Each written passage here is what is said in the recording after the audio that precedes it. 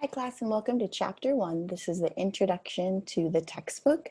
And as I go through these lectures, they'll be shortened lectures, probably 10 to 15 minutes. So I'll go through the PowerPoint rather quickly, but I would encourage you guys to go back through the PowerPoint to watch all the videos and fill in the instructor notes that are listed in all the modules.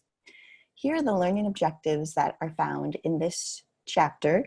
And again, it kind of gives us an introduction to sustainability, ecosystems, and just in general, how this relates to humans and how we have a role in maintaining our ecosystems. I start right off the bat with one of the common problems, and this is overfishing. This is a big hot topic in environmental issues, and it also will be a topic that you could choose for your final paper. So I'll let you guys watch this video from Planet Ocean on your own. It takes a community. So this is a look at what overfishing does. In terms of the community, this is showing fish landings, which is the amount of fish caught and how it greatly decreased between the years of the 60s to the 80s. And that's because there weren't that many fish to fish anymore because they were becoming overfished. Here are some interconnections between the cod fishery and the North Atlantic Ocean. They predicted the cod fishery would collapse, so they're trying to manage the fish harvests, looking at individual and common interests. One thing that many environmentalists bring up is Earth doomed to the tragedy of the commons, which is a problem that results in overconsumption, underinvestment, and ultimately depletion of a common pool resource. Many environmentalists say no, ecosystems in general can renew most of their resources, which you guys will see throughout this course. A tragedy of the commons is what they say an oversimplification. There are numerous case studies of sustainably managed resources such as fisheries in Mexico, forest stewardships in Nepal, and there's numerous examples of community success. So with a community working together, we can sustain the resources that many would consider could otherwise be depleted. I'll have you guys read about her. This is a look at a fishery in Mexico and in Nepal, how they replanted trees. They managed this land by planting in levels and terraces, and they also fished in a sustainable manner. So the environment are all the physical, chemical, and biological factors, and environmental science studies all the aspects of the environment. Ecology is one of the disciplines in environmental science, and it studies the abundance and distribution of organisms. Sustainable actions, this idea has changed over time. Resources were seen as endless until about 150 years ago, when now resources are limited and need management. And that's because about 150, 200 years ago is when the Industrial Revolution occurred. And that's when we started to use a lot more of some of these non-renewable resources.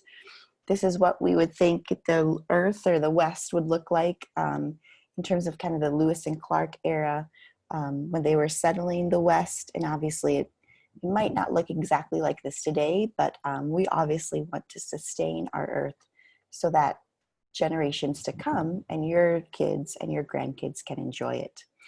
So the rest of this chapter talks about examples of managing resources. New knowledge has led to the management. There's been a conflict for resources in the 50s. A housing boom created demand on timber.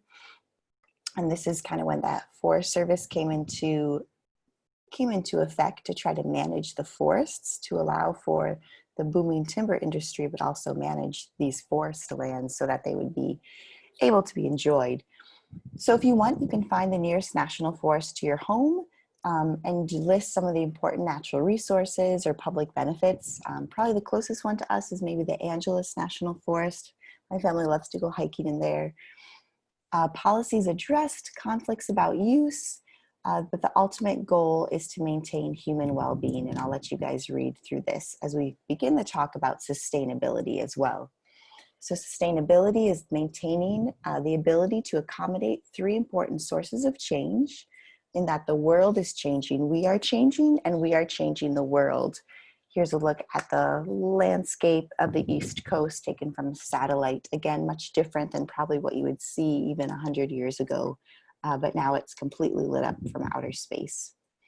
I'll let you guys read through a little bit more about sustainability, about the triple bottom line developed by a man named John Elkington, where he says planet, people, and profit are all important, and the intersection of those three ideas is where we get sustainability from. I'll let you look at TBL, also known as the 3 Ps. This might be a test question or quiz question. DIRT is an example of a company that took into account this triple bottom line, and they created sustainable furnishings for their office. So I'll let you guys read through DIRT. Then we get into ecosystems, which involves all organisms and their physical and chemical environments. And we call the biota all living organisms in an ecosystem, and anything that's abiotic are non-living. Ecosystems are integrated, and energy and matter must flow in and out of the system, but it can never be created or destroyed.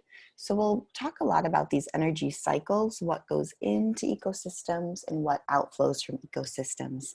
Many times the inflow is sunlight and carbon, nitrogen, and water, which all organisms need. And the outflow is all of their, to simply put, their waste products. So carbon, methane, nitrogen, and water. Ecosystems are defined at scales, so they can be very small, like a rotting log or an entire continent. And this is a look at an individual cell versus a biome and how the ecosystem plays an effect there. They provide humans with many services, provisioning, regulating, cultural, and supporting.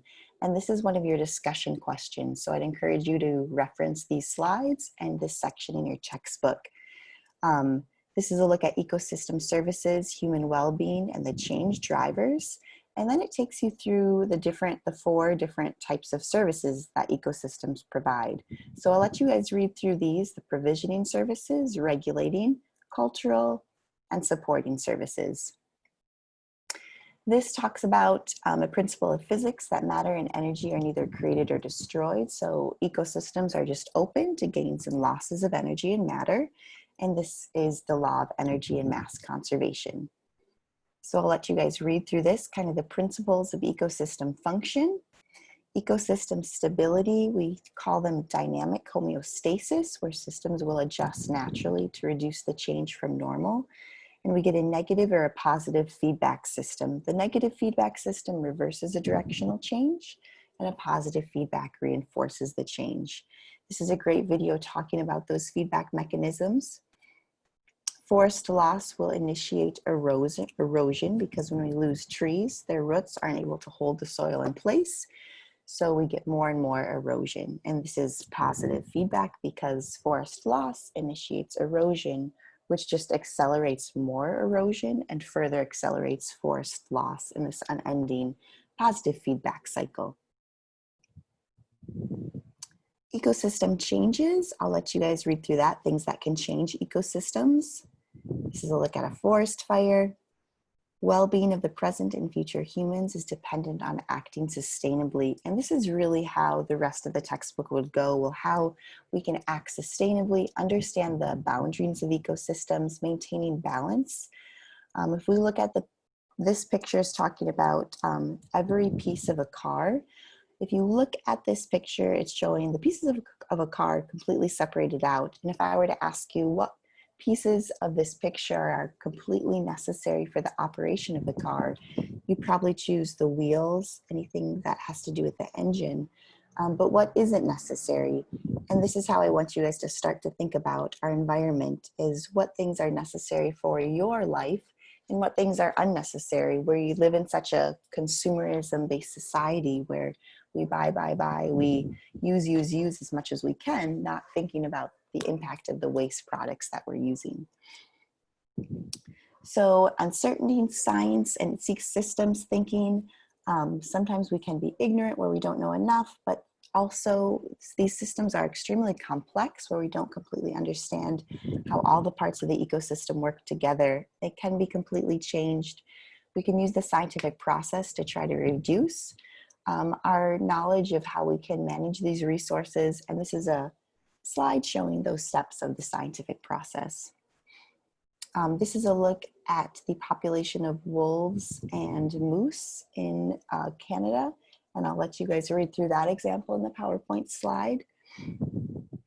This is a look at methodologies using the scientific process to look at the impacts of the insecticide DDT on bird populations. And they just showed that as DDT parts per million increased, eggshell thickness of birds' eggs decreased. So it showed a negative impact of this insecticide on bird eggs. Sustainable development, the environment, and you. This gets into the agenda for sustainable development. The 2015 UN resolution sets 17 sustainable development goals, and these are called SDGs, which are commonly referred to in many global management development courses.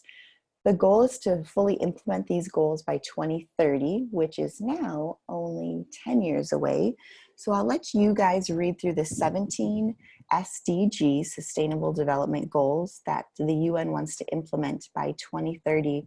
And I'll have you guys see for yourself if you think they're able to sustain them.